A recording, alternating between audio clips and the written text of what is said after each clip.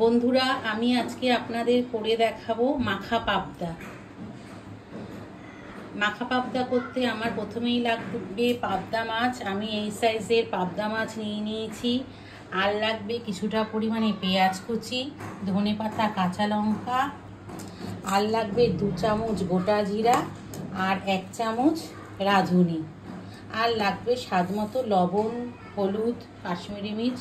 তবে চলুন শুরু করা যাক আজকে আমার রেসিপি মাখা পাবদা।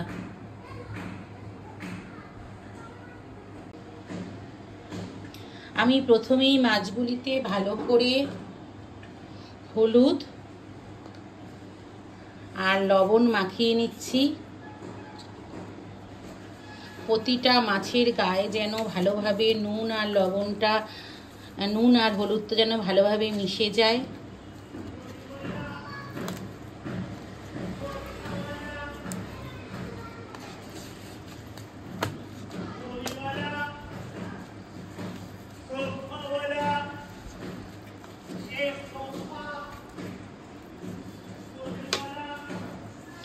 আমার হলুদ আর নুন ভালোভাবে মাখানো হয়ে গেছে।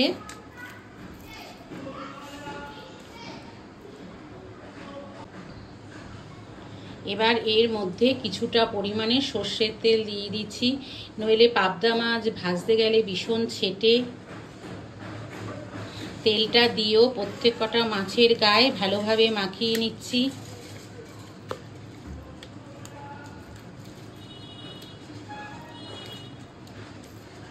এবার মাছগুলিকে হালকা করে ভেজে নেব।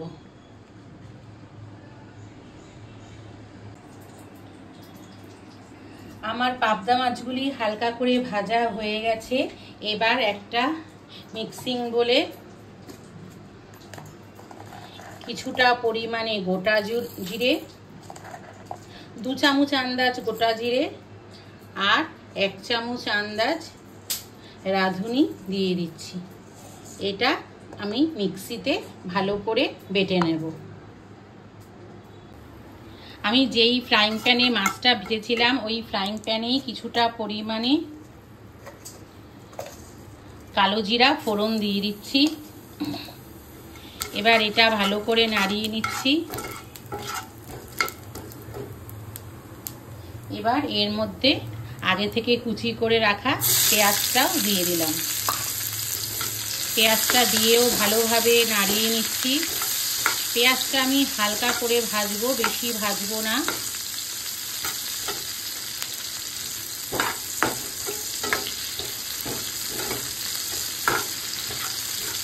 আমরা একঘেয়ে সর্ষে বাটা দিয়ে পাবদা মাছ তো খেয়েই থাকি।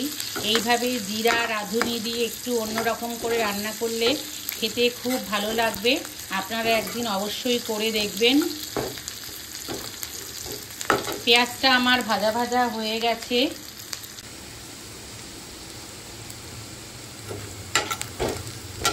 এবার এর মধ্যে দিয়ে দিচ্ছি জিরা আর ধনে পেস্টটা।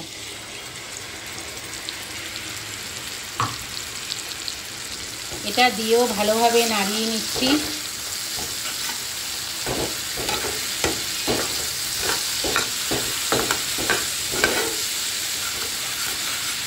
এর ধনের একটা খুব সুন্দর গন্ধ বেরোয়।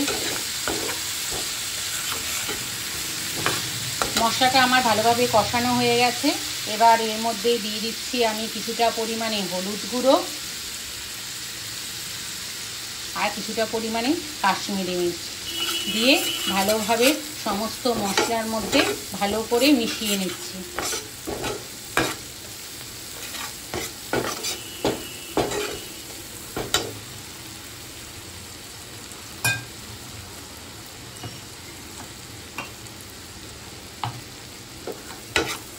সমস্ত মশলা আমার ভালোভাবে মিশে গেছে। এবার এর মধ্যে আমি ওই মিক্সির বাটিতে মশলা যে থাকে সেই ধোয়া জলটাও দিয়ে দিলাম। দিয়ে ভালোভাবে মিশিয়ে নিচ্ছি।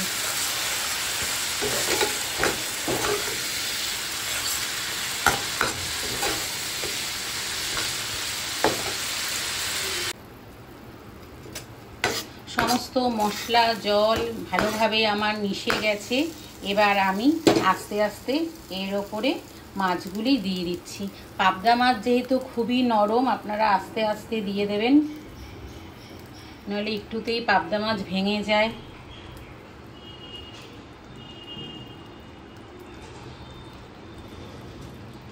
গ্যাসের ফ্লেমটা এই সময় একদম লোয়ে রেখে দেবেন।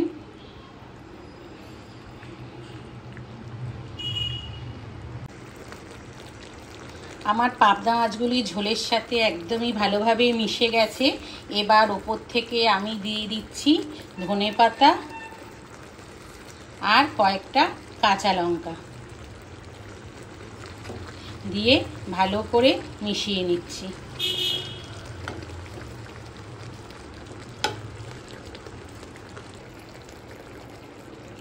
আজকে আমার রেসিপি মাখা পাবদা একদমই রেডি হয়ে গেছে। যারা অন্য রকমের খাবার খেতে একটু পছন্দ করেন তারা এটা অবশ্যই বাড়িতে ট্রাই করবেন, খুবই ভালো লাগে খেতে।